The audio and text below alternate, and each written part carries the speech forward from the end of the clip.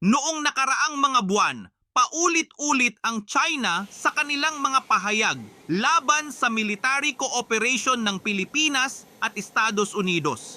Hindi lang tungkol sa EDCA bases, hindi lang tungkol sa joint exercises.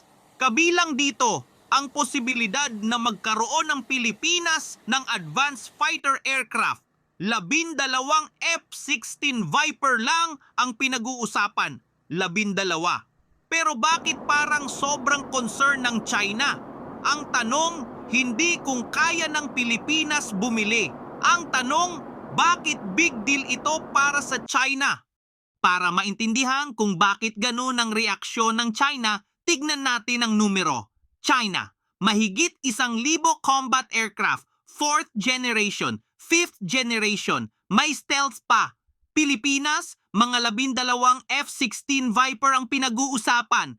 Legacy na airframe mula dekada 70, pero upgraded with modern AESA radar at advanced avionics.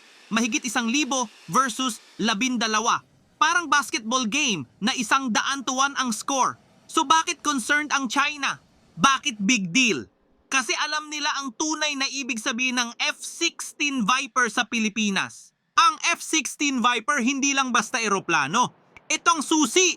Susi sa ano? Susi sa interoperability. Ang ibig sabihin, ang F-16 Viper ng Pilipinas, compatible sa Allied Training Protocols, interoperable sa maraming data links, kayang mag-integrate ng parehong klase ng armas.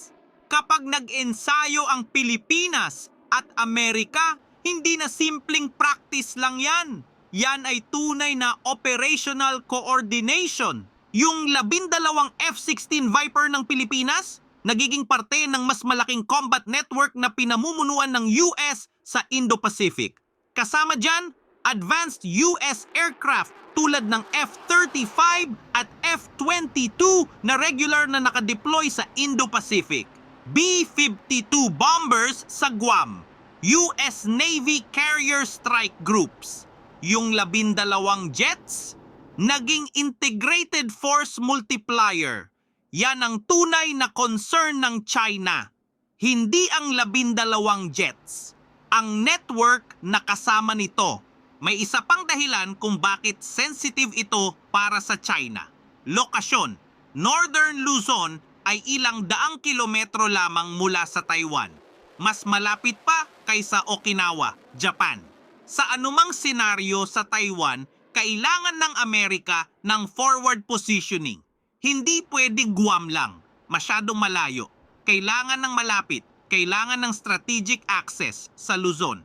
At kung nandyan ang F-16 Viper ng Pilipinas, mga posibleng gamit, air defense ng EDCA bases, combat air patrol coverage, coordination with US forward deployed forces.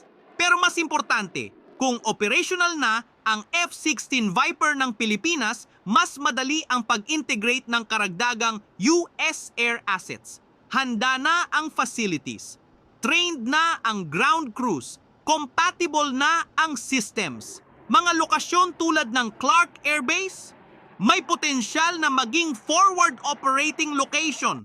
Yan ang strategic calculation na iniiwasan ng China. May patunay ba tayo na epektibo ang F-16 Viper sa actual operations? Meron. Taiwan.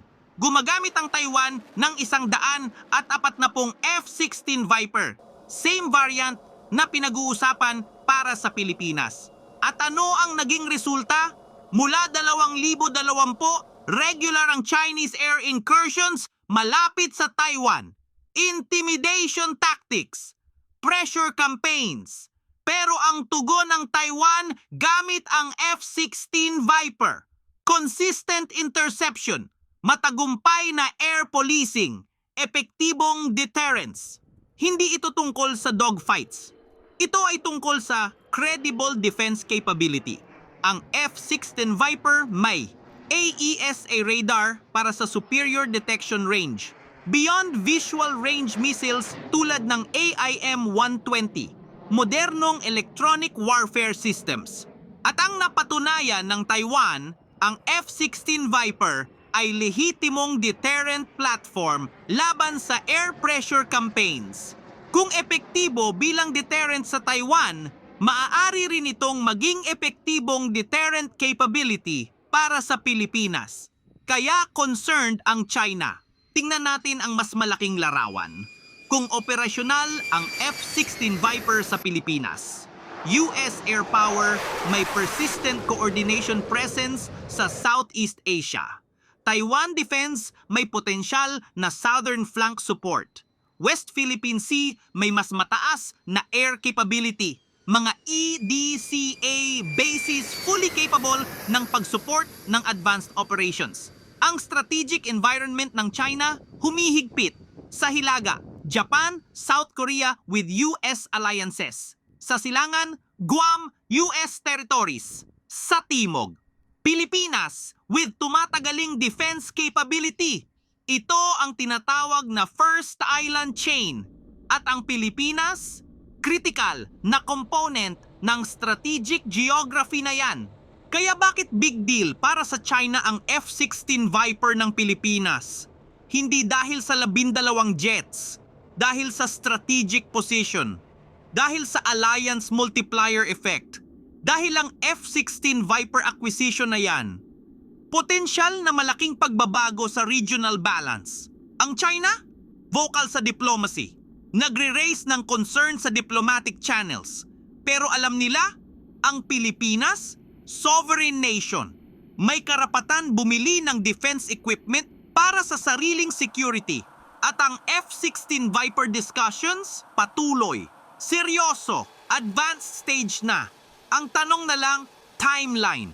At kapag naging realidad, ang strategic calculation sa buong rehiyon, fundamentally different na yan.